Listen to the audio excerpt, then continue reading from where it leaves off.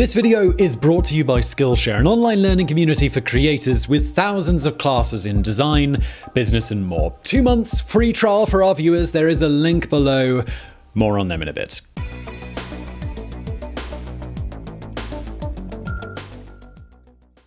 Imagine you're in charge of sending a culture-bearing probe off into space, one capable of carrying a single example of 20th century art. What would you pick to represent us? Some great novel, perhaps? Or would you pick a slender volume based on a radio show? A volume emblazoned with the words, "Don't panic." A volume that contains everything from the precise reason you should always carry a towel to how to mix the most powerful drink in the universe. We're talking, of course, about The Hitchhiker's Guide to the Galaxy, perhaps one of the most unique pieces of sci-fi ever written. And the author behind the book we here at Biographics would send as our emissary to the stars? Well, that would be Douglas Adams. Born in the 1950s, Adams was the product of a post-war Britain exploding with creativity. It was the era of the Beatles, Pink Floyd, Monty Python, and Doctor Who. Yet, even in this intensely vibrant age, Adams still managed to dream up a universe so unique it has arguably never been equaled. In the video today, we're thumbing a ride into the past to explore the life of the man behind a literary legend.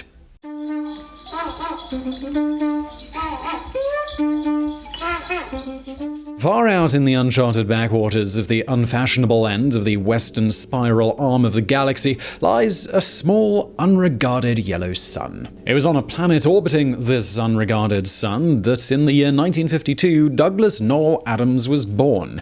Later in life, Adams liked to joke that he was the first DNA in Cambridge, having been born there several months before Watson and Crick discovered the far more famous version. But aside from raising a smile, that gag may have served to hide painful memories.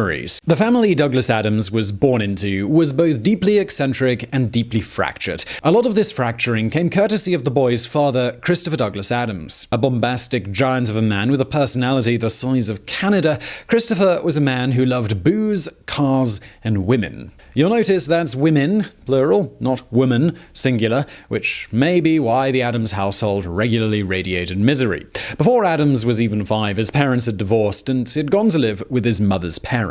Well, actually, make that her parents and their animals. Adams's maternal grandmother was an animal lover par excellence, and the house was overrun with stray dogs, stray cats, stray badgers, and anything else that might conceivably eat your food and poo everywhere. Perhaps it was due to the endless clamor in the house, but Adams became so introverted at school that his teachers thought that he might be mentally subnormal. But while the boy had a weird, unhappy childhood, he never suffered financially. Not long after ditching his family, Christopher Adams had managed to seduce an incredibly wealthy widow who paid for Adams to have a private education. Thus it was that, age 11, the boy was dispatched to the elite Brentwood boarding school. For Adams, Brentwood was the first time he ever felt his oddness was appreciated.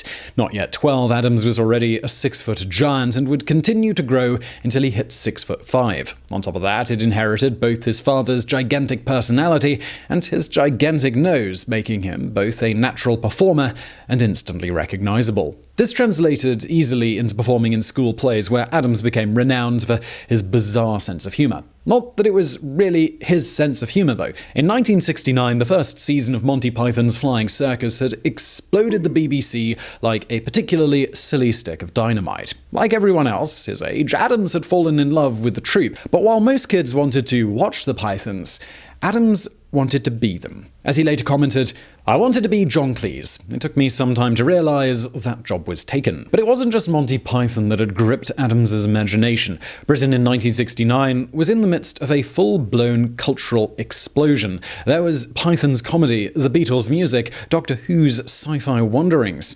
With a talent as distinct as Adams's, it's tempting to think that he just sprang from nowhere. But no, his was a sense of humor born from a particular moment in British history. But while all the ingredients for his greatest work were there in the air in the 1960s, they only coalesced together thanks to pure chance. In the summer of 1971, Adams was traveling around Europe before finishing at Brentwood and starting at Cambridge University. As the legend goes, he found himself at some point lying dead drunk in a field in Austria, contemplating alternately his Hitchhiker's Guide to Europe and the stars spinning above him. Just before he lost consciousness, the drunken teenager had a thought that would change his life. He decided that someone should write a hitchhiker's guide not to another continent, but to the galaxy.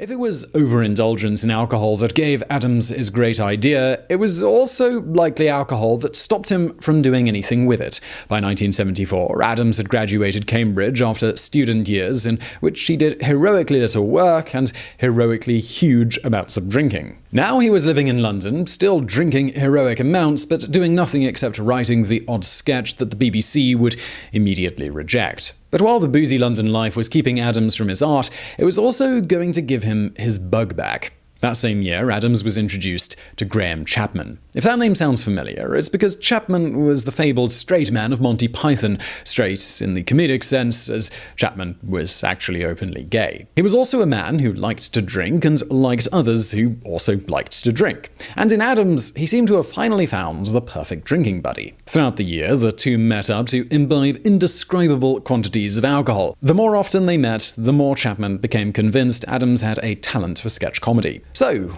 he gave him a spot on the biggest sketch show on Earth. On December 5, 1974, Douglas Adams became one of only 2 non-members to have ever written for Monty Python. His sketch, Patient Abuse, features Chapman as a doctor who forces a heavily bleeding Terry Jones to fill out endless inane forms before he'll give him any treatment. It's a classic Adams riff on bureaucracy, albeit one tooled to Python's specific brand of humor. It was also successful enough that Chapman asked Adams to keep writing with him after Python ended. In 1975, the two made a pilot for a sketch show called Out of the Trees. We don't need to go into trees too much. Only one episode was ever made, and as Adams once said, it had some good bits, but it wasn't really that good. Still, it's worth noting the one big sketch Adams contributed. At the end of the episode, a young couple pick a flower off a bush. This causes a chain reaction of events which begins with the police being called out, progresses to the whole of Europe going to war, and ends with the complete destruction of the world. From that point on, Armageddon would be a subject that obsessed the young writer. When Out of the Trees failed, Chapman ditched his new writing partner, drifting back to Python's surreal embrace. Although Adams would contribute a couple of one-liners to Monty Python and the Holy Grail, that was really it for his sketch writing career. Depressed, Adams returned to his mum's house. Over the next year, 1976, he continued to try his hand at writing and performing, but it all went nowhere. There was the sketch show he went on tour with, which ran at 2 hours but only contained one good gag. There was the pilot series he wrote with a friend about a pair of astronomers who discover the world is going to be destroyed to make way for an interstellar advertising sign that the BBC refused to touch. There was even a spec script he sent to the Doctor Who production office, one about the Doctor becoming trapped on a ship crewed entirely by the useless people of society. But while the Doctor Who team liked the idea, they didn't pick it up. Come Christmas 1976, Adams was trapped at his mum's place, his career dead in the water, and he was on the verge of giving up. At that moment, it must have seemed to him like 1977 would bring nothing but more disappointment and more bad news. Well, buckle up, because Adams is about to be proven very wrong. The next 12 months are going to hit the young man like a black ship diving into the heart of a sun.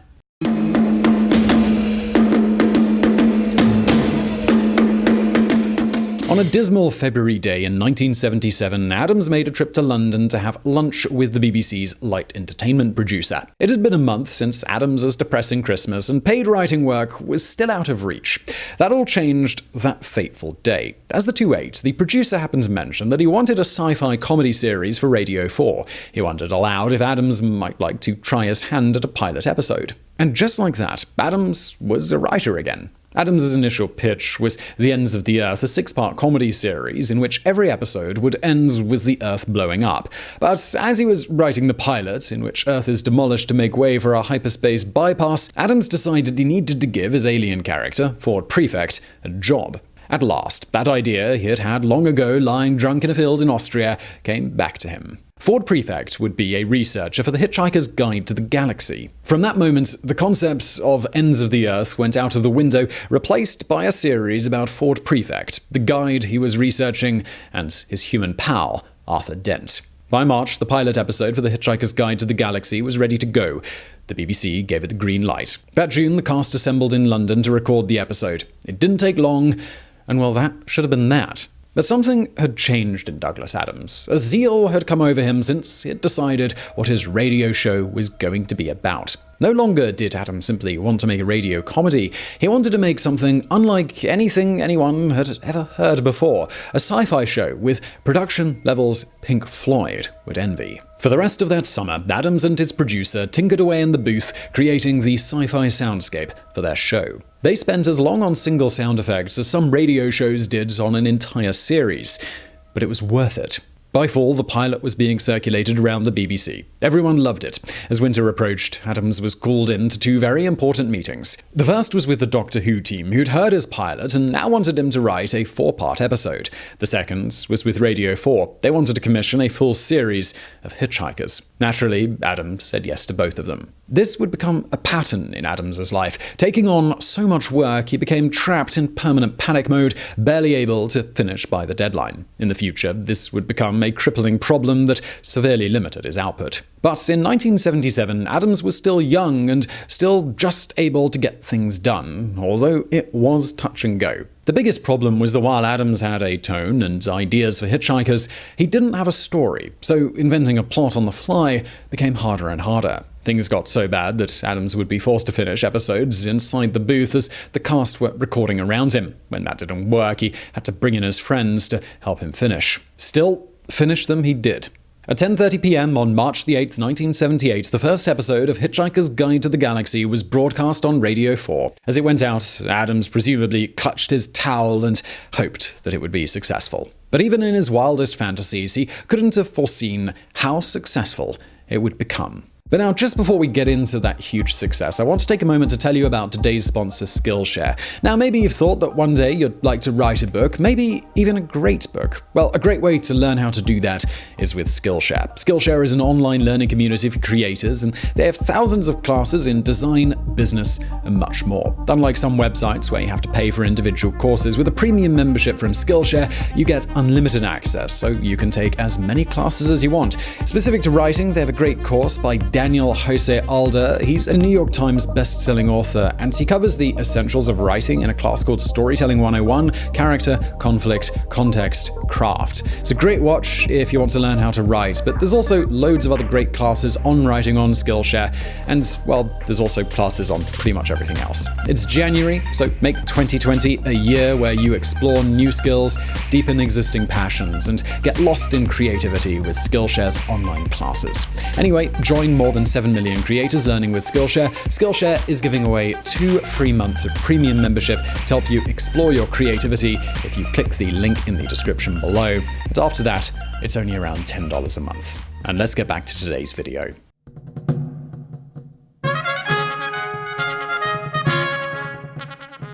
Adams would later say of Hitchhiker's sudden success that it was like being helicoptered to the top of Mount Everest or having an orgasm without the foreplay. People loved it. Major newspapers raved about it. People flooded the post office with letters addressed to the guide itself. If you're new to the work of Douglas Adams, you may be wondering what made people quite so obsessed with Hitchhikers. Here was a show in which the basic plot was that the Earth was destroyed, and now the alien guidebook researcher Ford and his human friend Arthur were stuck traipsing around the galaxy. But the genius of Hitchhikers doesn't lie in the plot, but in the comic concepts that show carelessly throughout by the dozens, each clever enough to make a series in its own right. There's the supercomputer Deep Thought, which spends centuries calculating the meaning of life, the universe, and everything, only to solemnly report that the answer is 42. There's the android Marvin, who is created with a brain so big he can conceive of the futility of his existence and spends the series in a state of terminal depression. There are time-traveling Chesterfield sofas, a bowl of petunias that's last thought before plummeting out of space and shattering on a planet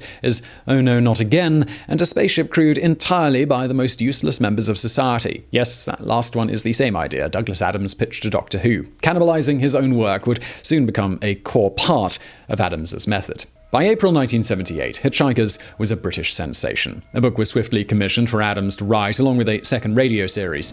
It was enough work for any aspiring writer. But Adams wasn't just any aspiring writer. He was a madman with an attraction to impossible workloads, which may be why Adams agreed to also take on the job of script editing Doctor Who. Although it's overshadowed by Hitchhikers, Adams' year at Doctor Who is semi-legendary. Adams took on the job out of fondness of the show and a mistaken belief that it wouldn't be too demanding. Instead, he found himself working on a show where veteran writers would write a 4-page treatment for a 4-part serial, hand it to the script editor, and tell him to turn it into 2 hours of television. This meant that Adams was not only doing the work of 10 people, but also handling rewrites on top of that. But it also meant a year of Doctor Who filled with Hitchhiker-style inspiration. The highlight of this was City of Death, a 4-part story set in Paris, where the Doctor steals the Mona Lisa, meets Leonardo da Vinci, shares a scene with John Cleese, and accidentally creates all life on Earth. It's a fun, joyful, hilarious bit of TV, and it was written in a single panic and alcohol-fueled weekend when the original writer dropped out at the last second, leaving Adams to just pick up the pieces. Incredible as City of Death was, though, it severely restricted Adams' time for working on Hitchhikers. By early 1979, Adams was in a catastrophic state of procrastination on the book adaptation, with almost nothing written. Finally, as the deadline swept by, his editor just told him to finish whatever page he was on and hand the damn thing over. With a third of the original season still unadapted, Adams meekly complied. Book 1 of the Hitchhiker's trilogy was published in September 1979. It immediately shot to the top of the bestseller lists. Aged only 27, Adams was now at the head of a bona fide phenomenon. Now all he needed to do was make sure that it didn't go to his head.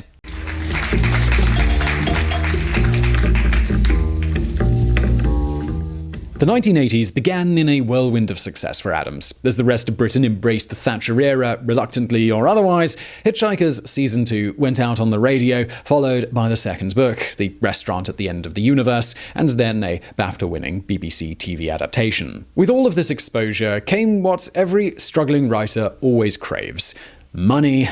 Lots and lots of money. By 1981, Adams was a seriously wealthy guy. He began channeling his father's spirit, blowing cash on cars, girls, meals, music, and computers. Yes, computers. One of the reasons companies like Google program Hitchhiker's Easter eggs into their search engine is because Adams was a hugely influential writer on technology. He was one of the first to grasp what the coming information age would mean and toured the US, giving witty, knowledgeable lectures on the subject. But while this won him legions of fans in Silicon Valley, writing was still his bread and butter. And Adams was starting to find it harder and harder.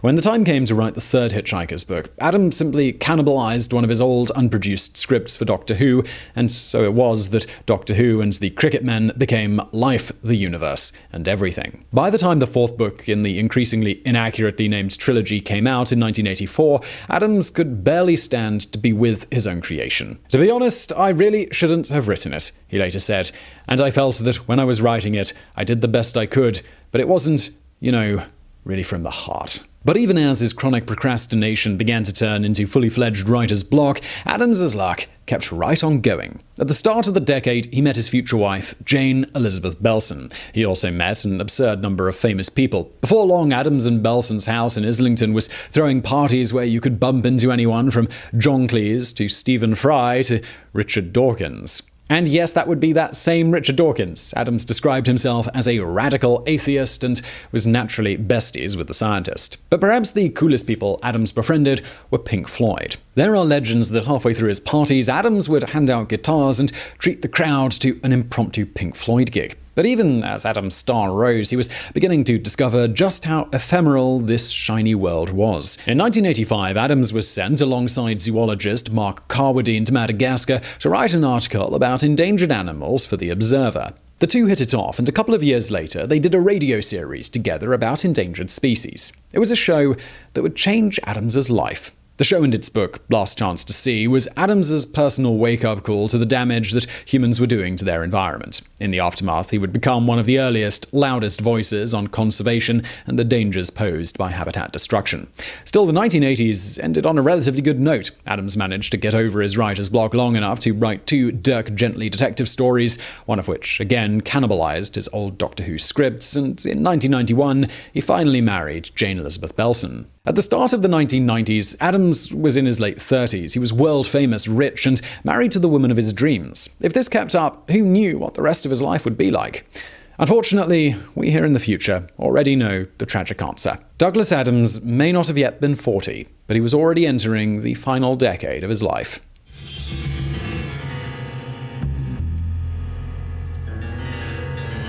The last 10 years of Adams's life dawns with the writer in a bleak place.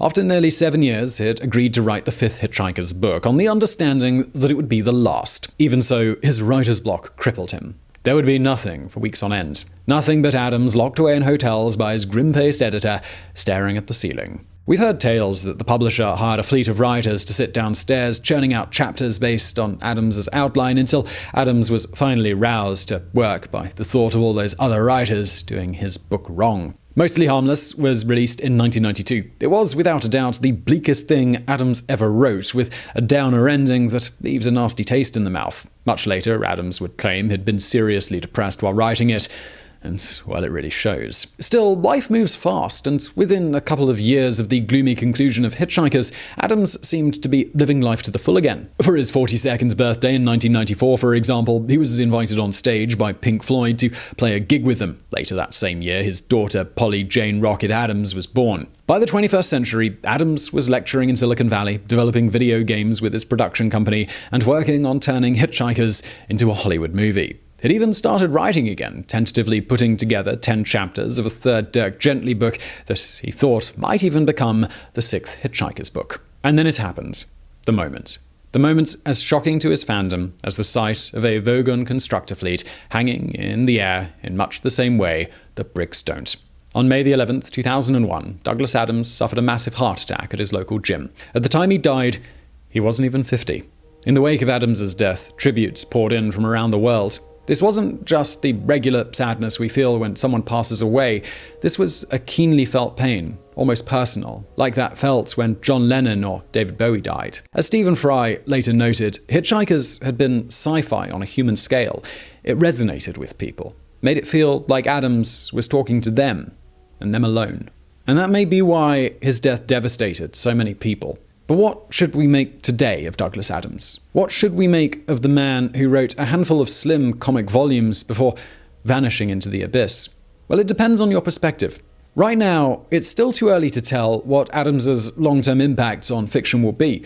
While he has endless admirers, there's a sense that his work was maybe too unique, a dead end for any writer who doesn't happen to be a comic genius. On the other hand, Adams's influence is already everywhere. We mentioned earlier that Adams was an early adopter of environmentalism, of computers, of ideas, and part of his charm was his ability to take those ideas and explain them simply in ways that still impact the ways his readers think. As Neil Gaiman said in 2015, I think perhaps what Douglas was a futurologist or an explainer. One day, maybe we'll realize that the most important job there is someone who can explain the world to itself in ways the world can't forget. The continents may grow old and die. The world may be demolished to make way for a hyperspace bypass, but somewhere out there in the cosmos, some life form will always be sat in a restaurant at the end of the universe, reading in wide-eyed wonder as Douglas Adams explains the world to it. And that life form will be smiling. So I really hope you found that video interesting. If you did, please do hit that thumbs up button below and don't forget to subscribe. Also, please do check out our fantastic sponsor, Skillshare. I'm linking to them below. And thank you for watching.